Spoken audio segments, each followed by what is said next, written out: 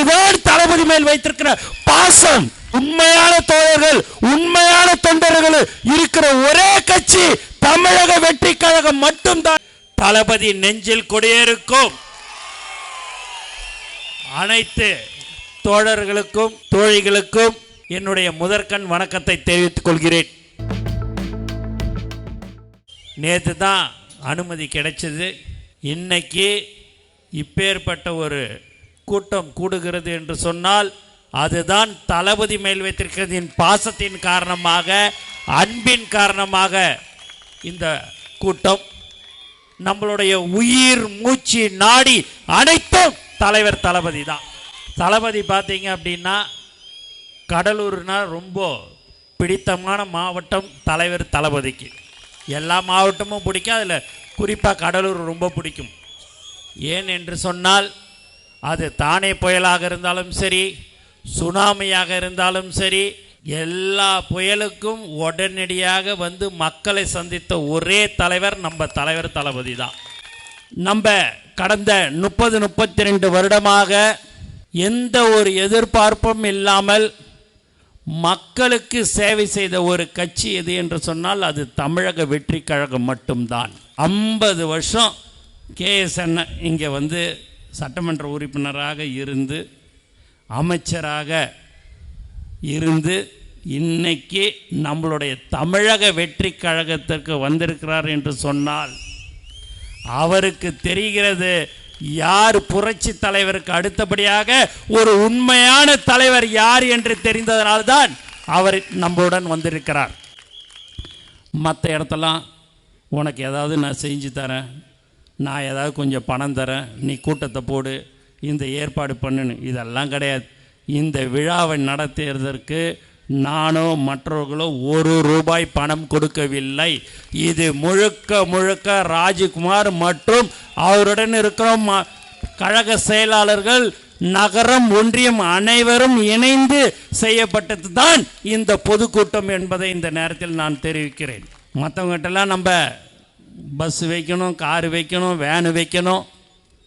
இங்கே இருக்கிற ஒரு அமைச்சர், கடலூரில் இருக்கிற இந்த மாவட்டத்தை சேர்ந்த ஒரு அமைச்சர், முதல் மாநாடு நடக்கும்போது நம்மளுடைய விழுப்புரம் மாநாடு முதல் மாநாடு நடைபெற்றது. அந்த மாநாட்டுக்கு ஊர் பெரியவர்களை அழைத்து, என்னையா எப்பயுமே ஒரு மாநாடுன்னு சொன்னால் என்கிட்ட வருவாங்க, பஸ்ஸு வேணும், வேன் வேணுன்னுவாங்க, நான் உடனே ஃபோன் பண்ணி சொல்லுவேன். சொன்ன உடனே ஒரு 3 நாளைக்கு முன்னாடி மாநாடுக்கு முன்னாடி வந்தால் 10,000 20,000 கேட்பாங்க, கொடுப்பேன். ஆனால் இந்த மாநாட்டுக்கு தமிழக வெற்றி கழக நிர்வாகிகள் ஒருத்தவங்க கூட என் வீட்டு படி ஏறி எனக்கு பஸ்ஸு வேணும், வேன் வேணும், பணம் வேணும்னு கேட்கவே இல்லையா? அது என்ன, எது என்ன?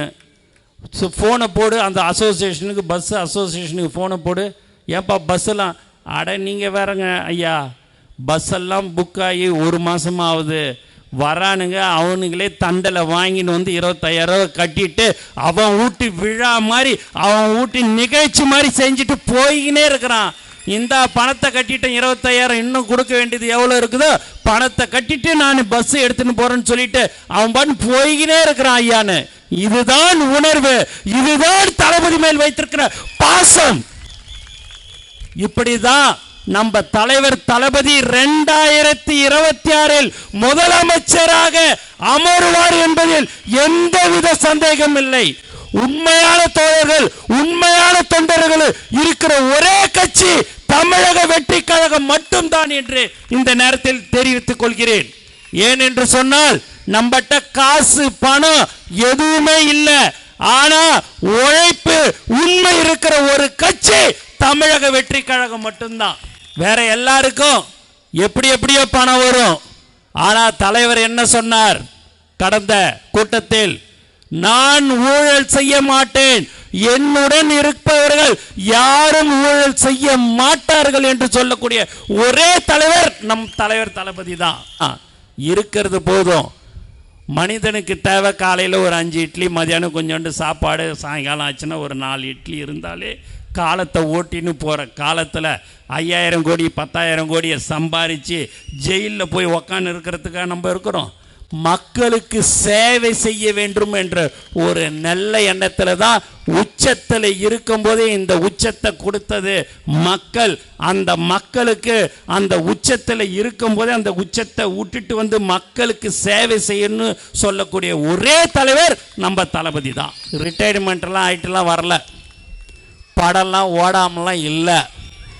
போட்டார் கையெழுத்து, தலைவர் அக்ரிமெண்ட்டில் கையெழுத்து போட்டார்னா அடுத்து 1 மணி நேரத்தில் பணத்தை யாரெல்லாம் படம் வாங்கணும்னு நினைக்கிறாங்களோ 1 மணி நேரத்தில் அந்த படமே எல்லாரும், சென்னையாக இருந்தாலும் சரி, அது ஃபாரினாக இருந்தாலும் சரி, அது சேட்டலைட் ரைட்டாக இருந்தாலும் சரி, ஒரே மணி நேரத்தில் எல்லாமே அவங்கவுங்க நீன் போட்டி போட்டு கொண்டு வாங்கக்கூடிய ஒரு படம் இது என்று சொன்னால் அது தலைவர் தளபதி நடித்த படம் தான்.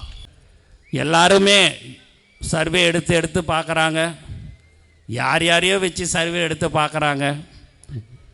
பார்க்குறவங்க எல்லாருமே சொல்வது 32%, 35% இப்படி தான் எல்லா ஊர்லேயுமே இருக்குது. யாருமே குறைச்சியே எதுவுமே சொல்லலை. அவங்கவுங்க எடுத்து பார்த்துக்கிறாங்க, நம்ம எடுக்கலை. வெளியில் இருக்கிறவங்க, எதிர்கட்சி இருக்கிறவங்க, ஆளுங்கட்சியில் இருக்கிறவங்க அவங்க சர்வே எடுக்கிறாங்க.